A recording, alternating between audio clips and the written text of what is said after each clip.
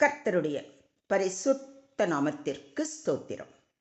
இன்றைய நாளின் தியானத்திற்கென்று தெரிந்து கொள்ளப்பட்ட வேத வசனம் பரிசுத்த மத்தேயு எழுதின நற்செய்தி நூல் 14ஆம் அதிகாரம் 27ஆம் வசனம். மத்தேயு 14:27. உடனே இயேசு அவர்களோடே பேசி, திடன் கொள்ளுங்கள், நான் தான், பயப்படாதிருங்கள் என்றார். But Jesus spoke to them at once. Don't be afraid, he said. Take courage, I am here.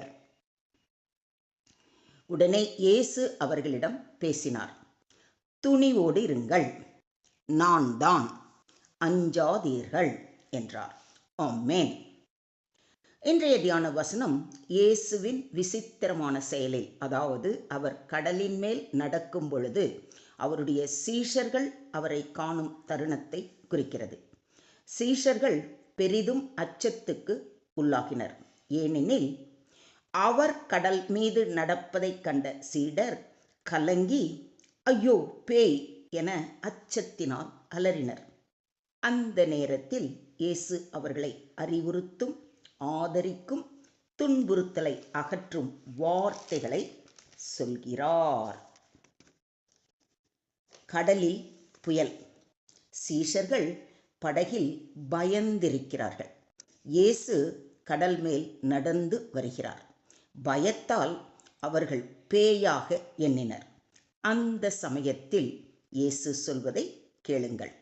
திடன் கொள்ளுங்கள், நான் தான், பயப்படாதிருங்கள். இந்த 3 வார்த்தைகள் ஒரு விசுவாசியின் வாழ்க்கையை மாற்றி அமைக்கக்கூடியவை. இதை குறித்து சற்று நேரம் தியானிப்போம். திடன் கொள்ளுங்கள், இது முதலாவது வார்த்தை. தைரியம் வழங்கும் தேவன். இது ஒரு ஆத்துமாவிற்கு உற்சாகம் தரும் வார்த்தை. இயேசு பயத்தையும் சஞ்சலத்தையும் நீக்கி ஆதரவு கொடுக்கிறார். சீஷர்களுக்குள் இருந்தது பயம், குழப்பம், நம்பிக்கையின்மை. இயேசு கொடுக்கிறார் மன உறுதி, ஆறுதல், தைரியம். இதிலிருந்து நாம் கற்றுக்கொள்ளும் பாடம், தேவனின் நெருக்கம் நமக்கு தைரியத்தை அளிக்கிறது.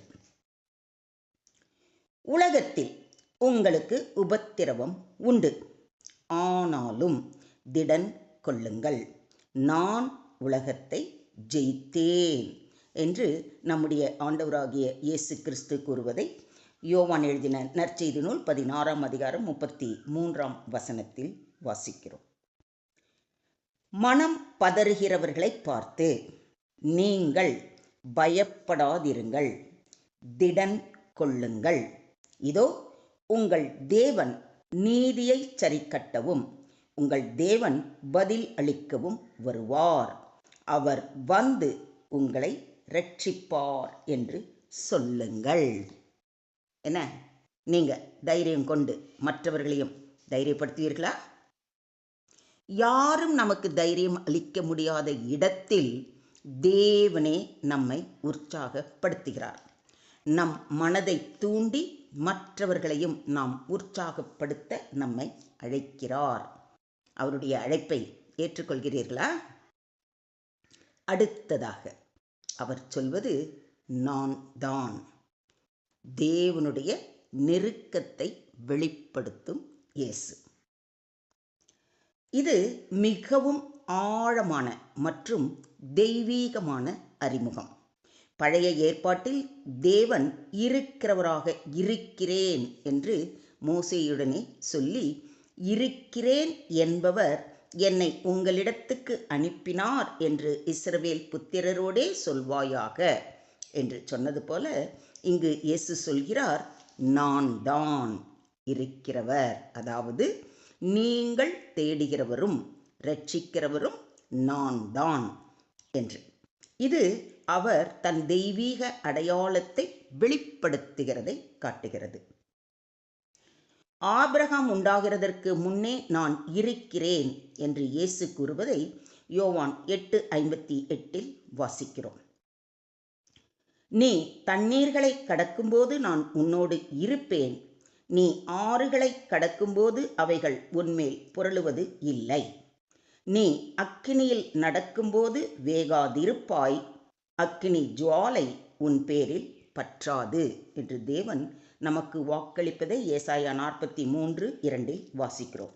இயேசு தன்னைத்தானே வெளிப்படுத்தும் முறையில் அவர் தெய்வீக தன்மை, உண்மை, இரட்சிப்பு ஆகியவற்றை உறுதி செய்கிறார். இந்த உறுதியை நாம் இறுக பற்றி கொண்டு அவரையே சார்ந்து வாழும் பொழுது வெள்ளம் போன்ற சோதனைகளோ அக்கினி போன்ற பிரச்சனைகளோ எதுவும் நம்மை ஒன்றும் செய்ய முடியாது. இதை விசுவாசிக்கிறீங்களா? மூன்றாவதாக அவர் சொல்லும் வார்த்தை பயப்படாதிருங்கள். நம்பிக்கையை வளர்க்கும் தேவன். இது தேவன் நமக்கு அடிக்கடி கூறும் உத்தரவாதம். பயம் விசுவாசத்திற்கு விரோதமானது. இயேசு நாம் அவரை நம்பும்படி அழைக்கிறார். சீஷர்கள் கடலின் நடுவில் செய்வதறியாது திகைத்து நின்ற நிலையில் இருந்தபோதும் இயேசு அவர் அருகில் இருந்தார். அதே போல புயல் போன்ற துன்பங்கள் நம்மை சூழ்ந்த போதும் புயலின் நடுவில் நாம் ஒருபோதும் தனிமையில் இல்லை. இயேசு நம்மோடு இருக்கும்போது நமக்கு பயம் இல்லை. பயப்படாதே, நான் உன்னோடு இருக்கிறேன் என்று வாக்களிக்கும் தேவன், பலங்கொண்டு திடமனதாயிரு, திகையாதே, கலங்காதே, நீ போகும் இடமெல்லாம் உன் தேவனாகிய கர்த்தர் உன்னோடே இருக்கிறார் என்று உறுதி அளிப்பதை யோசுவா 1:9 வாசிக்கிறோம். பயம் என்பது சாத்தானின் கருவி. நம்பிக்கை என்பது தேவனின் பரிசு. நாம் யாரை சார்ந்திருக்கிறோம் என்பதுதான் இன்று நம் முன் வைக்கப்பட்டுள்ள கேள்வி. நாம் தேவனையே சார்ந்திருக்கும் போது அவரின் சத்தம் நம் பயத்தை போக்கி தைரியத்தையும் மன உறுதியையும் அளிக்கும். மொத்தத்தில் இன்றைய தியான வசனம் நம் வாழ்வில் அனுபவிக்கும் புயல்களை திரும்பி பார்க்க சொல்கிறது. புயல்கள் நடக்கும்போது நாம் தேவனை பார்க்க முடியாது. ஆனால் புயலில் சிக்கி தவிக்கும் நமக்கு திடன் அளிக்கவே அவர் நம்மை பார்த்து வருகிறார். நாம் பயப்படும்போது அவர் நம்மை பார்த்து திடன் கொள்ளுங்கள், நான் தான், பயப்படாதிருங்கள் என்று ஆறுதல் படுத்துகிறார். அவரிடம் நாம் நம்பிக்கை வைத்தால் நம் புயல்களில் அமைதி காணலாம். இதை விசுவாசிக்கிறீங்களா? வாழ்க்கையின் தோணியில் நாம் பலவிதமான பரீட்சைகளுக்குள் செல்லும் பொழுது நாம் நினைக்கிறோம் தேவன் எங்கே என்று.